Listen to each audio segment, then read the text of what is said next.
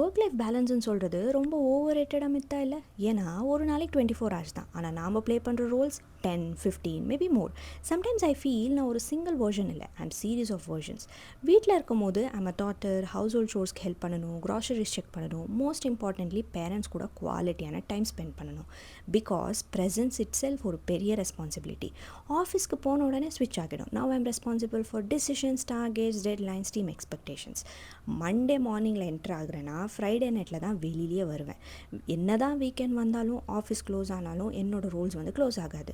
ஏன்னா நான் இன்னுமே ஒரு ஸ்டூடெண்ட் தான், மாஸ்டர்ஸ் பர்சியூ பண்ணிகிட்ருக்கேன். அதனாலேயே வீக்கெண்ட் வந்துட்டா அசைன்மெண்ட், சப்மிஷன்ஸ், எக்ஸாம் இப்படி என்னோடய மொத்த வீக்கெண்டும் முடிஞ்சு போயிடும். And somewhere in between I'm a friend, listener, problem solver. இப்படி உட்காந்து யோசிச்சா பெரிய லிஸ்ட்டே போடலாம். அதனால் நான் ஸ்ட்ரெயிட்டாக பாயிண்ட்டுக்கே வந்துடுறேன். நம்ம 2 ரோல் ப்ளே பண்ணுறது கிடையாது, வி ஆர் பிளேயிங் 10 சைலண்ட்லி. அப்போது பேலன்ஸ் எப்படி 50-50 இருக்கும்? பேலன்ஸுன்றது வந்து ஒரு ஸ்ட்ரெயிட் லைன் கிடையாதே, இட் கீப் ஷிஃப்டிங்.